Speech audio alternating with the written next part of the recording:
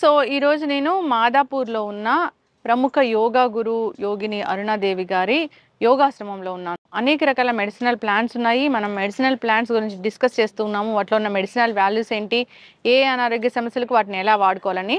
So ఇది వేప చెట్టు మనందరికీ తెలిసిందే, చాలా పవిత్ర వృక్షంగా మనం భావిస్తూ ఉంటాము. సో దేవాలయాల్లో కూడా దీనికి పూజలు చేస్తూ ఉంటారు. సో దీనిలో అనేక రకాల మెడిసినల్ వాల్యూస్ ఉన్నాయి. మరి ఏ అనారోగ్య సమస్యలకు దీన్ని ఎలా వాడుకోవాలి, ఇది తగ్గించే జబ్బులు ఏంటి తెలుసుకుందాం. మనతో పాటు ఉన్నారు యోగా గురు యోగిని అరుణాదేవి గారు. మేడం నమస్తే అండి. నమస్తే అండి. ఎస్, మెడిసినల్ ప్లాంట్స్ గురించి చెప్తూ ఉన్నారు. సో వేప చెట్టు ఎంత పవిత్ర వృక్షంగా భావిస్తాము మనము.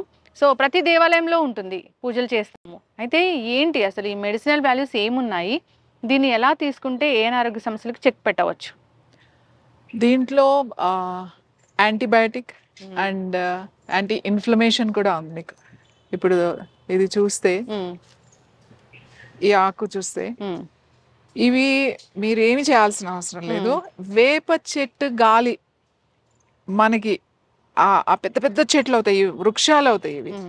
ఇవి ఈ చెట్టు గాలి తగిలితే కూడా మనకి ఇన్ఫెక్షన్స్ రావు.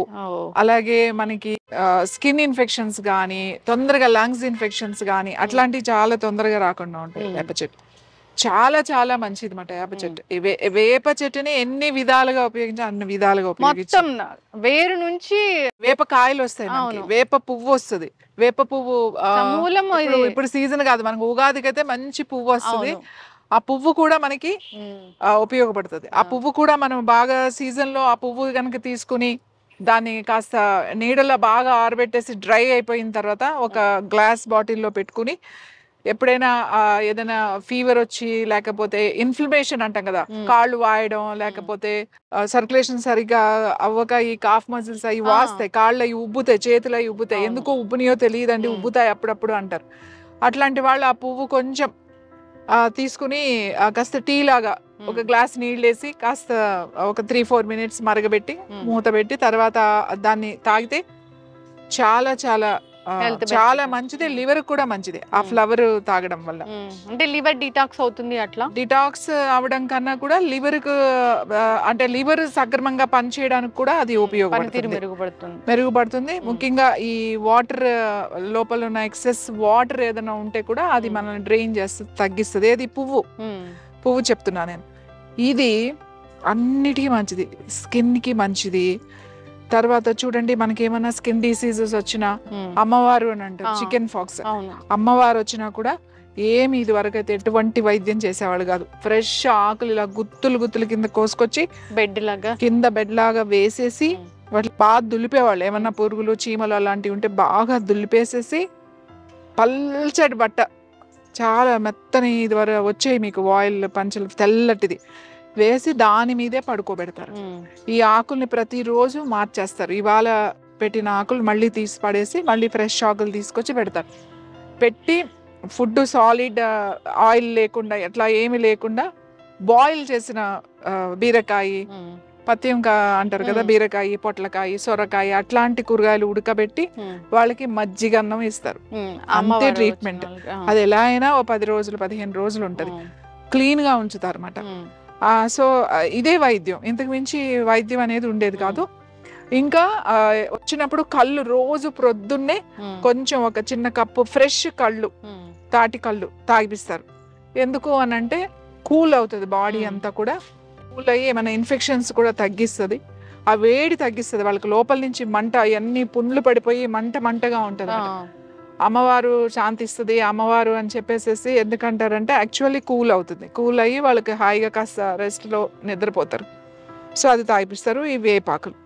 ఇంకా మనం క్లెన్జింగ్ కోసం ప్రతిరోజు మన బాడీ క్లెన్స్ అవ్వాలంటే వీటిల్లో మనం ఏం చేయాలంటే, ఈ ఆకులు మంచిగా ఆకులు ఇట్లా, ఈ ఆకులు ఉంటాయి కదా, ఒట్టి ఆకులు ఇట్లా, ఈ ఆకులు తీసుకుని పచ్చి కడిగేసిన తర్వాత ఈ పచ్చి కొంచెం చిన్న రోల్ పెట్టుకుని నూరుకోవాలి. పచ్చి పసుపు కొమ్మలు ఉంటాయి కదా, ఇప్పుడు సపోజ్ ఇన్ని ఆకులు అనుకోండి, ఇన్ని ఆకులు ఎంత అవుతుంది, ఒక చిన్న బాల్ అవుతుంది. ఒక గుప్పుడు ఆకులు వేసుకుని ఇంత ఒక 2 ఇంచులు పచ్చి పసుపు కొమ్మ దొరుకుతుంది కదా, 2 ఇంచులు పచ్చి పసుపు కొమ్మ వేసుకుని కొంచెం దంచేసేయాలి. మిక్సీలో వేయకండి, మిక్సీలో వేస్తే మరీ మెత్తగా అయిపోతుంది అన్నమాట. అది అలా కాకుండా మన రోట్లో గట్టిగా ఇట్లా దంచితే కొంచెం గట్టిగా వస్తుంది. చిన్న చిన్న ఆకులు ఉన్నా గట్టిగా వస్తుంది అనమాట. దాన్ని ఏం చేయాలంటే చిన్న చిన్న కుంకుడికాయ గింజలు అంతంత చిన్న చిన్న బాల్స్ చేసుకుని ప్లేట్లో పెట్టేసేసుకుని ఎండలో పెట్టేసేయండి. ఎండలో పెట్టేస్తే ఏమవుతాయంటే అది గట్టి పడతాయి. అవి ఆరిన తర్వాత అవి తీసుకుని ఒక గాజు సీసాలో వేసుకోండి. వేసుకుని పెట్టుకుని ఎప్పుడైనా క్లెన్స్ చేసుకోవాలి, లేదా రోజు ఒక నెల రోజులు ఒక 40 రోజు మండలం అలా పెట్టుకుని రోజు పొద్దున్నే లేవగానే ఒక బాల్ వాటర్ ఇంటేక్ వేసేసుకుని ఒక గ్లాస్ వాటర్ తాగేసేయండి. సో చాలా బాగుంటుంది ఇది. మేము ఇప్పుడు యోగాలో ఎవరు జాయిన్ అయినా కూడా ఇది చేయండి అని చెప్తామట.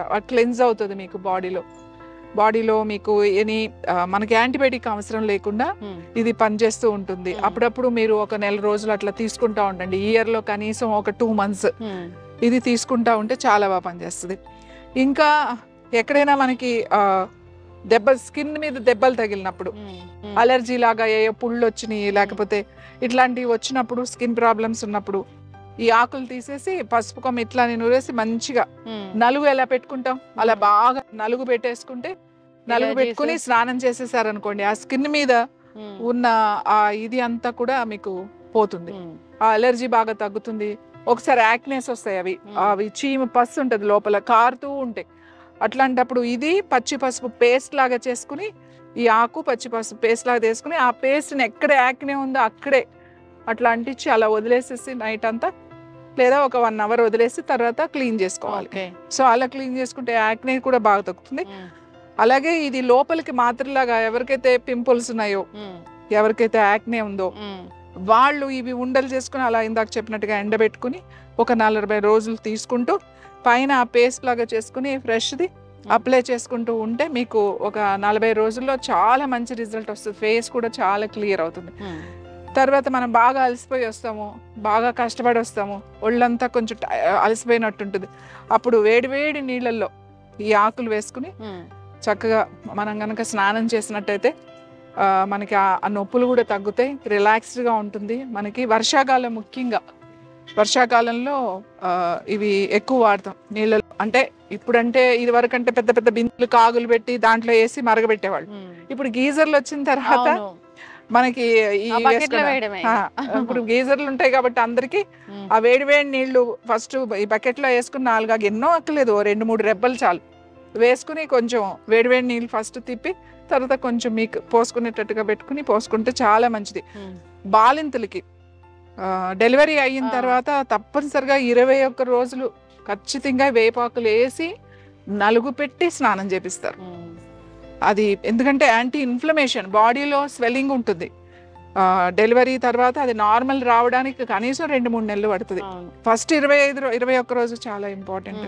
అందుకని ఆ ఫస్ట్ వేపాకు బాగా మరగబెడతారు. పెద్ద పెద్ద బిందుల్లో ఒక 2-3 బిందులు వేపాకు వేసి వావిలాకు కూడా వేసి బాగా మరగబెట్టి అప్పుడు ఆ నీళ్లు ఎట్లా చేస్తారంటే ఊరికి ఇలా పొయ్యడం కాదు, ఒక పెద్దవాళ్ళు ఉంటారు, 2 నిలబడి ఇట్లా మగ్గులో గాని ఇట్లా గిన్నెలో పెట్టి ఇట్లా పోస్తారు.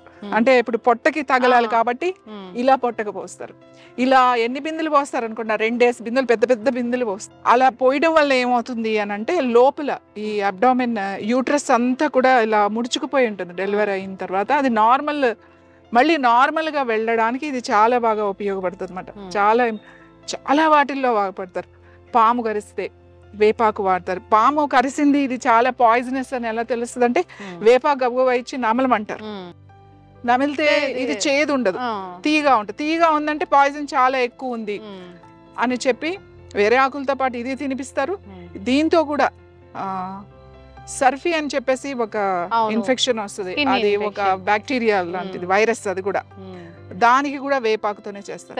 వేపాకుతో రోజు బాగా ఇట్లా చేసి తర్వాత దానికి ఆ పేస్ట్ లాగా చేసి అప్లై చేయడం ఇదంతా కూడా చేస్తారు. చాలా అంటే దీంతో మనకు తెలిసినవి చాలా తక్కువ, తెలియని చాలా ఎక్కువ. జనరల్ గా ఈ ఊర్లో ఇది ఉంటే ఇది గ్రామంలో ఆ డాక్టర్ అని చెప్తారు. గ్రామ దేవతగా కూడా వేప చెట్టుని మనం కొలుస్తాం. ఇంకా ఏంటి అని అంటే దీని కాయలు వస్తాయి, వేపకాయలు. చిన్నప్పుడు తినేవాళ్ళం వాటిని. ఎల్లో బాగా పండిపోయిన తర్వాత కొన్ని తీతీగా చేదుగా ఉండేవి. సో ఆ కాయలతో కూడా నూనె తీస్తారు. ఆ నూనె కూడా మనకి చాలా మెడిసినల్ దాంట్లోకి వెళ్తుంది, సోప్కి వాడతారు, మెడిసినల్స్కి వెళ్తుంది. తర్వాత ఈ ఈ వేప చెట్టు వచ్చే నూనె ఉంటుంది, వేప నూనె దొరుకుతుంది, నీమ్ ఆయిల్ అని దొరుకుతుంది, చాలా చేదుగా థిక్గా ఉంటుంది. ఆ నీమ్ ఆయిల్ పెస్టిసైడ్స్ కాకుండా మనకి మెయిన్ డాండ్రఫ్ కి చాలా చాలా మంచిది నీమ్ ఆయిల్.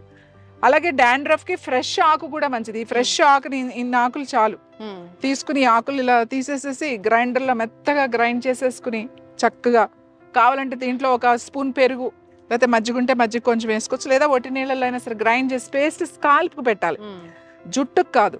ఈ రూట్ ఈ స్కాల్ప్ ఉంటుందిగా, ఈ చర్మానికి లోపల అంతా పట్టించేసి ఒక అరగంట ఆగి స్నానం చేశారంటే, వారానికి ఒకసారి చేశారంటే డాండ్రఫ్ కూడా పోతుంది, వేరే ఏం అవసరం లేదు, చాలా తొందరగా పోతుంది మీకు ఈ పేస్ట్. ఇంకా క్రానిక్ స్కాల్ప్ డిసీజెస్ ఉంటాయి అన్నమాట, డాండ్రఫ్ లాంటిది, అది ఒక చర్మ వ్యాధి లాంటిది, అట్లాంటి వాళ్ళకి నీమ్ ఆయిల్ బాగా పనిచేస్తుంది. ఆ ఆయిల్ మనకి మార్కెట్లో దొరుకుతుంది ఎక్కడైనా సరే, అది చక్కగా రాసుకుని ఒక అరగంట అలా ఉండి లేకపోతే నైట్ పెట్టేసుకోవచ్చు. ఉండి కనుక స్నానం చేస్తే ఈ స్కాల్ప్ మీద వచ్చే పుళ్ళు, కొంతమందికి పుండుల్లాగా వస్తుంటాయి, అవన్నీ కూడా తగ్గిపోతాయి. Thank you so much ma'am, చాలా చక్కగా చెప్పారు. ఇది సమూలం కూడా పనిచేస్తుంది, దీనిలో మెడిసినల్ వాల్యూస్ ఉంటాయి. బార్క్ కూడా, ఈ బెరడు కూడా మెడిసినల్స్ లో వాడతాం. అవును. సో చాలా మంది ఈ చెట్టు వేరుల దగ్గర ఉన్న లిటిల్ బిట్ ఆఫ్ ఆ బెరడ్ లాంటివి తీసుకొని తాగుతూ ఉంటారు. ఇన్ఫ్లమేషన్. ఇప్పుడు ఈ చెట్టు ఉంది కదండి, ఇది బాగా పెద్ద పెద్ద వృక్షాలు ఉంటాయి కదా, వీటి కింద పెరిగిన చెట్టుకు వాటికి కూడా చేదు వస్తుంది. అవును, దీని మీద చేదు కదా, పెరిగితే కనుక అది చాలా మంచిది. అది గనక వెళ్తే అది వజ్రవల్లి లాగా, అమృతవల్లి లాగా, అమృతం లాగా పనిచేస్తుంది అని అంటాం. వేప చెట్టు కింద పెరిగిన తిప్పతీగని గుడూచి అని అంటారు. గుడూచి అని అంటే దాని కింద పెరిగింది, మెడిసినల్ వాల్యూస్ ఎక్కువ. అలాగే ఏ చెట్టు అయినా సరే మీకు ఆ చెట్టుకి దీని గుణం వచ్చేస్తుంది, ఆ చేదు అనే వస్తుంది దగ్గరలో గనక వేస్తే. అన్నిటికీ మంచిదండి. అంత ఎందుకు, దీని గాలి మంచిది. అవును, ఈ గాలి వలన మనకి ఎన్నో వైరస్లు రాకుండా ఉంటాయి. ఇంత పెద్ద పెద్ద వృక్షాలని మనం ఇప్పుడు రోడ్డుకి అడ్డంగా ఉందని, లేకపోతే ఇంటికి అడ్డంగా ఉందని చెప్పి, లేదంటే వేళ్ళు వచ్చేసి గోడలు బాగా కొడుతున్నాయని ఇంత పెద్ద పెద్ద వృక్షాలని మనం కొట్టేస్తున్నాం. మనకు ఒక ప్రకృతి ఒక తల్లిలాగా కన్నా తండ్రి కన్నా కూడా ఈ చెట్లే మనకి ఉపయోగపడతాయి. అలాగే మన తరాల వాళ్ళు, మన ముందు తరాల వాళ్ళకి కావాల్సింది ఏంటి అంటే చెట్లు. ఇట్లాంటి చెట్లని మనం నాశనం చేసేస్తున్నాం, అంటే కొట్టేస్తున్నాం. అంటే మనం విపత్తులు వస్తూ ఉన్నాయి. సో కొండలు తవ్వేస్తున్నారు. కేరళలో మనం చూసాము, అదంతా బికాస్ ఆఫ్ ఆ చెట్లు నరికేయడం, అదంతా అంత పెద్ద పెద్ద చెట్లు తడికి వాళ్ళు టీ గార్డెన్స్ వేయడం వల్ల. అంటే చెట్టు ఉంటే ఏమవుతుంది అంటే, పెద్ద చెట్లు ఉన్నప్పుడు రూట్స్ ని ఈ మట్టి గట్టిగా పట్టుకుని ఉంటుంది. ఎప్పుడైతే మనం చెట్లు కొట్టేసామో, అవి లాగేసామో, అది గుల్లగా అయిపోతుంది. చిన్నదానికే ల్యాండ్ స్లైడ్ పైనుంచి పడిందంటే దాన్ని మనం ఏం ఆపలేము. పెద్ద పెద్ద వృక్షాలు ఉంటే అది ఆపగలిగే శక్తి, ఆ గ్రిప్ ఉంటుంది, రూట్స్ పట్టుకుని ఉంటాయి కదా, ఆ గ్రిప్ ఉంటుంది. చెట్లు చాలా మంచిది. మనం కావాలంటే చిన్న ఇళ్ళు కట్టుకుందాం, కావాలంటే ఎక్కువ మంది, అంటే ఎవరికి వాళ్ళే సెపరేషన్ వచ్చేసింది, ఎవరి ఫ్లాట్లు వాళ్ళకే, ఎవరు దానికే వచ్చేసరికి ఈ ఫ్లాట్ కల్చర్, అపార్ట్మెంట్ కల్చర్ ఎక్కువైపోయిన తర్వాత కొండలే కాదు, వృక్షాలే కాదు, ఏమీ కనబడకుండా ఒక కాంక్రీట్ జంగిల్ అయిపోతుంది. ఖచ్చితంగా మ్యామ్, చాలా చక్కగా చెప్పారు. ఇది మన ఊర్లో ఉందంటే నిజంగా ఒక డాక్టర్ ఉన్నట్లే, మీరు అన్నట్లుగా గ్రామ దేవతలాగా కొలుస్తారు. ఎంత పవిత్ర వృక్షంగా భావించకపోతే మన దేవాలయాల్లో పెంచుతూ ఉంటాము. మొత్తానికి సైంటిఫిక్ రీజన్ చాలానే ఉంది, అనారోగ్య సమస్యలను తగ్గిస్తుంది, వాడుకోవాలని కోరుకుందాం. అట్లాగే వాడుకోమన్నారు కదా అని చెట్లంతా దీన్ని అంతా కట్ చేసేసి అలా పాడు చేయొద్దు. సో మనం ఏదైనా చేస్తున్నామంటే మెడిసినల్ ప్రాపర్టీస్ అంటే ఆ విధంగానే వాడుకోవాలని కోరుకుందాం. చాలా చక్కటి ఇన్ఫర్మేషన్ అండి, ధన్యవాదాలు.